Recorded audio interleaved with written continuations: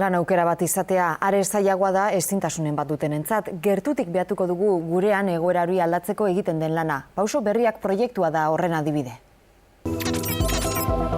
Eneko goizeko 6etan altzatzen da egunero Baskulinari Zenterrera joateko. Eta Mariak berriz, Donostiako ikastetxe batean egiten du lan. Biak ere gustura daude duten beharrarekin, enpresaren parte sentitzen dira. Esatzen naiz gozeko beratzietan eta marten hasten naiz hemen maile jartzen. Orokorren hori da sorpresa, ez? Esate jate askotan, zelan gilea dan, ez? Beregatik asteburuk etzian nengo lanea etorriko zen egunero. Nirentzat ere autonomia gehiago dute, segurtasuna eta gaitasunak indartu dituzte. Gipuzkoan 155 lagunek hartu dute parte pauso berriak ekimenean. Erronka, enpresa gehiagok eurekin bat egitea da, lanpostu gehiago lortzea alegia.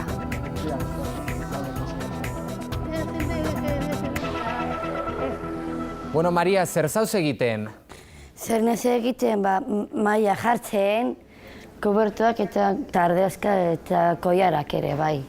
Jartzen ditut. Etxean zehazeten haute, oso pozik daude lan egiten dut hemen, eta gustora egoten naiz hemen.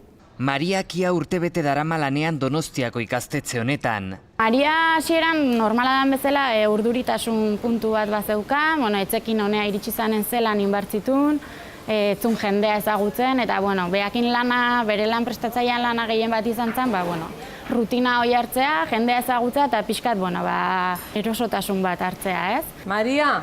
Ke? Atoz, maitia. Zer modu zeurekaz? Oso ondo? Oso ondo, bai, oso ondo. Eta zer esaten dizute, ez joateko hemendik? Ez joateko hemendikan, ez?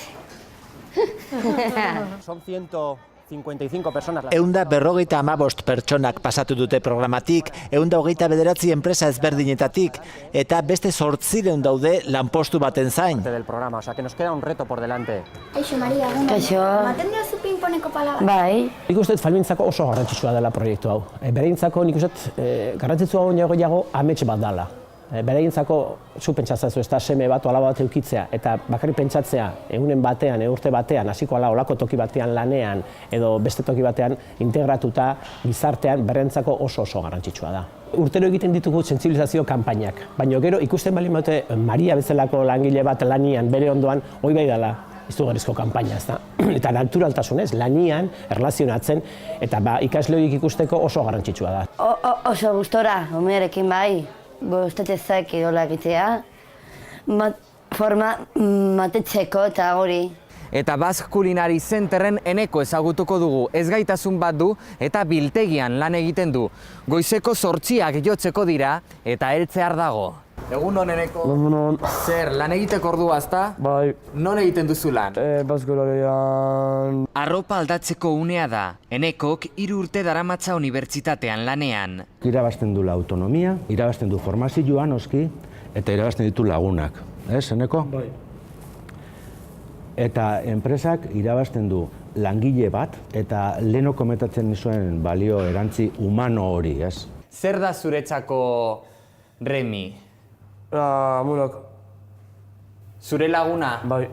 Hemen, etenut, eman, luraz, kannez. Barazkiak eta dana, Eta bai. Bonaz. Cualquier cosa que nos hace falta siempre está pendiente. La verdad es que es una maravilla trabajar con él. Horrela da, lanean utziko dugu beste lankide baten moduan.